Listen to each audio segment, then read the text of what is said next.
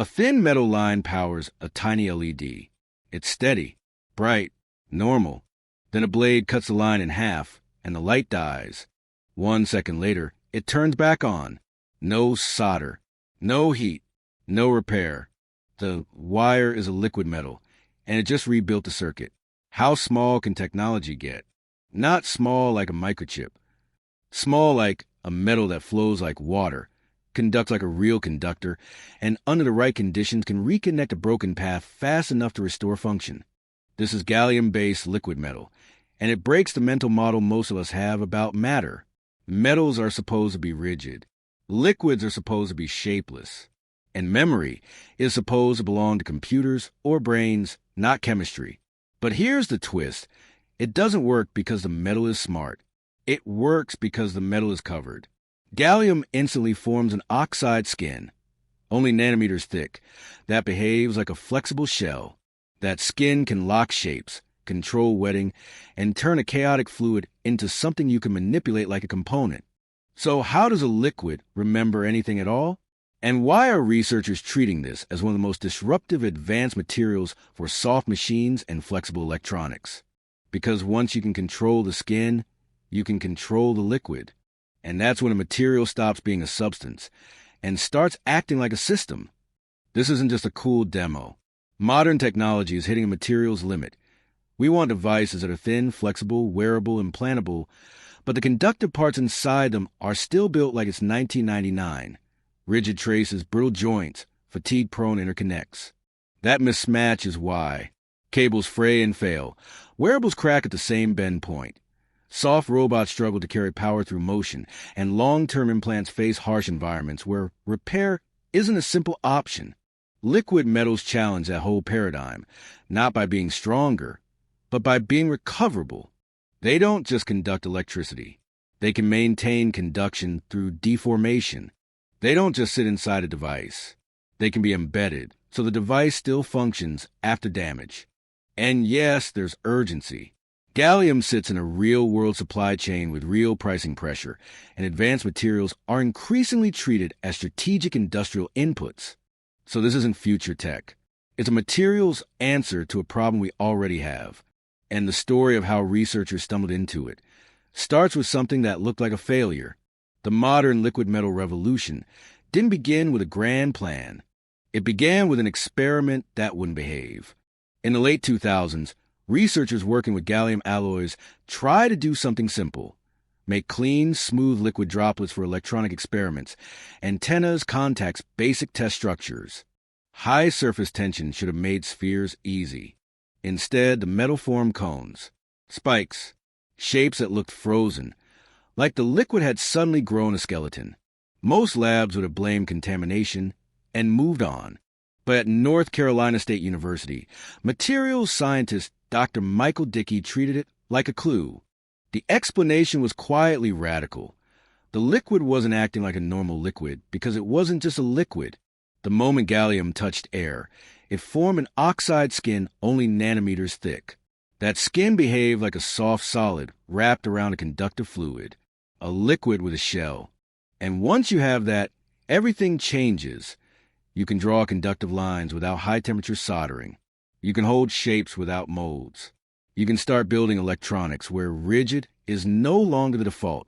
That discovery didn't just explain the spikes. It opened a new idea. If the skin controls a liquid, then engineering becomes the art of controlling the skin. First, what are we actually talking about? These aren't molten metals from a furnace. Gallium-based alloys can be liquid near room temperature because gallium has an unusually low melting point, around 30 degrees Celsius for pure gallium. So yes, warm hands can melt it, but liquid doesn't mean weak. Even as a fluid, it stays metallic. It conducts electricity extremely well compared to typical liquids, and it has high surface tension, which makes it pull inward into droplets instead of spreading like water. That surface tension is why it looks so strange in motion. It doesn't behave like a spill. It behaves like a dense, cohesive droplet that resists being torn apart. So liquid metal gives engineers a rare combination: the electrical behavior of a metal, the motion of a fluid, and a surface that can behave like a controllable interface. But none of that explains a memory claim, because by intuition, liquids shouldn't store shape. So if you're skeptical, you're correct to be. The key is that the memory isn't in the liquid bulk. It's in what forms on top of it instantly. Here's the paradox.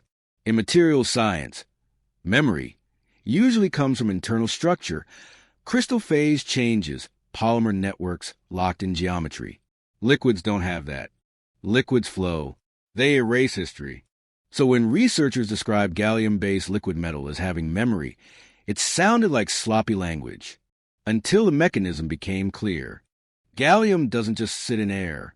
It reacts with oxygen and forms a thin oxide skin, nanometers thick, that behaves like a flexible shell. That shell can hold non-equilibrium shapes long enough to look like the liquid remembers what it was stretched into. Break the skin and the shape relaxes. Let the skin reform and the shape locks again. So this isn't thermodynamic memory. It's mechanical locking created by an ultra-thin solid layer. And once you understand that, the real question changes from, can a liquid remember? To, how precisely can we engineer what the surface lets it do? Once researchers realize the oxide skin is a control layer, the field moved from discovery to engineering. And this is where liquid metal becomes genuinely powerful. By applying small electrical voltages in the right setups, scientists can change the surface chemistry, thickening or thinning the oxide. When the surface state changes, wetting and surface tension behavior can change dramatically. In simple terms, you can make the same droplet either stay tight and spherical or spread and wet surfaces more aggressively. That means the shape of a liquid isn't just gravity anymore. It becomes tunable. Then there's motion. If one side of the droplet experiences different surface conditions than the other, you create a surface tension gradient that can drive flow via the Marangoni effect. Motion powered by imbalance, not motors. Add magnetic particles, and you can steer it with fields. Drive it with acoustic energy, and you can deform it dynamically. At that point, liquid metal stops being a weird conductor. It becomes a platform. Conductor plus actuator plus reconfigurable interface. And when you embed that platform inside soft polymers, you unlock the most shocking behavior of all. Systems that restore function after damage. The moment liquid metal stops being interesting and becomes unforgettable is simple. A thin liquid metal trace powers an LED. The light is on. A blade slices through the path. The light goes off. And then, because the conductive core is still liquid, it flows back into the gap, reconnects the path, and the LED turns on again as the surface stabilizes. That single visual explains the entire promise. Rigid conductors fail catastrophically. Liquids can fail and reconnect. Researchers like Michael Dickey helped turn that behavior into a real engineering toolkit. Stretchable conductors, soft electronics, and self-restoring interconnects. And groups like Jing Lu's explored liquid metal systems that move and reconfigure, showing how close the boundary is between material and mechanism once you build with fluids instead of solids. The deeper shift is philosophical. When conductivity is liquid and structure is designed to accommodate motion, damage stops being an endpoint. It becomes a condition the system can recover from. Now, the obvious question is bigger and more uncomfortable. What happens when you scale that idea? Liquid metal isn't one application. It's a platform that keeps showing up wherever rigid conductors fail. In flexible electronics, it enables stretchable interconnects and antennas that keep functioning through deformation. Exactly the stresses that kill traditional traces at the same bend points. In soft robotics, it helps carry power through joints that don't have joints, through bodies that twist, compress, and change shape.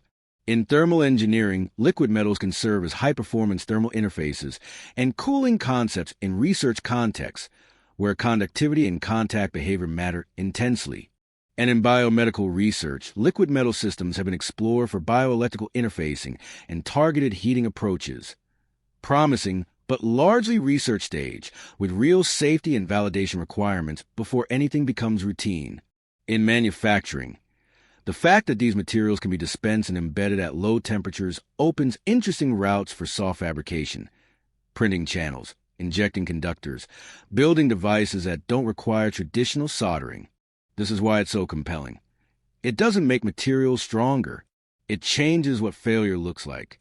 But that's also why it's not everywhere yet, because the same property that makes it recoverable makes it hard to contain. If liquid metal is so useful, why is it inside everything already? Because it comes with real engineering pain. First, leakage. If the structure holding it ruptures, liquid metal can escape, foul surfaces, and create shorts where you don't want them. That's not a minor drawback. It's a design constraint. Second, temperature. Many gallium alloys can solidify in cooler conditions. That's fine for some indoor or body temperature use cases, but it's a serious issue for outdoor systems and cold environments. Third, manufacturing inertia. Modern electronics manufacturing is optimized around rigid copper traces, solder joints, and repeatable solid-state assembly. Liquid metal doesn't slot neatly into factories built for solids. Fourth, trust. Engineers are trained to fear fluids in electronics for good reasons. Reliability engineering hates surprises, and liquid behavior feels like surprise, even when it's controlled. So liquid metal sits in a frustrating middle zone, too capable to ignore, too unconventional to deploy casually. But that pressure is exactly what drives breakthroughs, because if you can solve containment and integration, you don't just get a new material, you get a new design philosophy. The big shift wasn't making liquid metal tougher. It was designing systems that assume movement and damage, and still keep the metal where it belongs. Researchers began building elastic structures with microchannels and capillary traps that guide liquid metal back into place, rather than trying to hold it rigidly. This is where self-restoring composites become plausible. The polymer provides structure, the liquid provides conductivity, and the architecture ensures reconnection is a default outcome after a cut.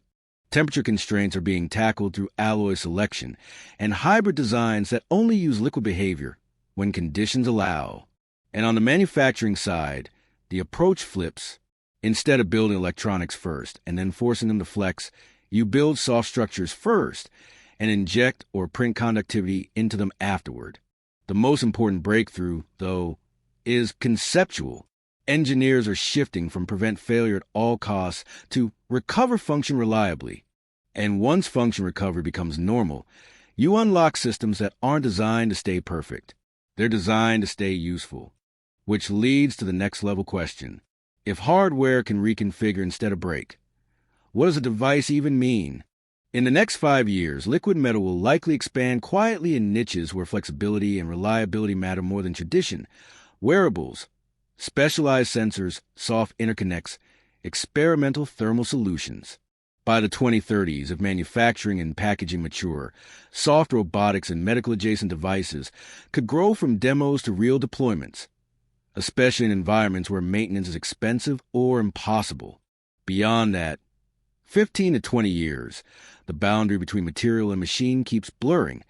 Systems that change stiffness, alter shape, reroute signals, and adapt their function without being rebuilt. Not because the material is intelligent, because the material is designed to handle changing conditions without losing the behaviors we care about. Conduction, continuity, motion, heat transfer.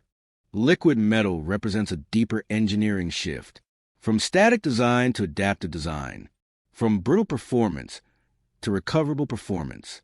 And once materials become recoverable, engineering stops being final. It becomes iterative in the real world. Liquid metal doesn't live alone. It influences how people think. Once you see that a surface layer can program a material, you start noticing similar ideas in smart materials, metamaterials, and biomimetic systems. Engineering interfaces, not just bulk strength. It also reframes additive manufacturing and soft fabrication, printing not just shapes, but behaviors that emerge after fabrication. The big lesson isn't liquid metal is cool. It's that the future of material science is increasingly about controllable response, how a material changes when the world changes. And that brings it back to the only variable that really decides whether this becomes mainstream: how engineers choose to design with it. If you're watching this, you're the exact audience that decides what happens next. If you're a student, this is a kind of material science that won't just sit in a textbook. It'll shape the design rules you inherit. If you're an engineer, liquid metal is a reminder that rigid assumptions don't automatically win. Sometimes the right answer is a control fluid inside a smart structure. And if you're simply curious, it's proof that the future often arrives as something that looks wrong at first until it starts solving real problems. So here's the question. What would you trust first with a conductor that can move? Your wearable, your robot, or something inside your body? Liquid metal doesn't promise perfect machines. It promises something more realistic and more powerful. Systems that keep working when reality happens. A world where technology bends instead of breaks. Where damage isn't the end of the story, just a condition the system is built to survive. That's why labs around the world are racing to understand it. Not because it looks futuristic, but because it exposes a deeper truth. The systems that last won't always be the strongest. They'll be the most adaptable. And liquid metal is only one piece of that shift. The same mindset is reshaping self-healing polymers, programmable composites, soft robotics, and metamaterials, an undercurrent of engineering that most people won't notice until it's everywhere. This is what Future Forge Explored exists for, to surface these ideas early, explain the science clearly, and give you the context that turns cool demos into real understanding. Because the future doesn't arrive all at once. It leaks in quietly through materials that behave differently than the ones we grew up with. And once you learn to recognize those materials, you start seeing the future everywhere.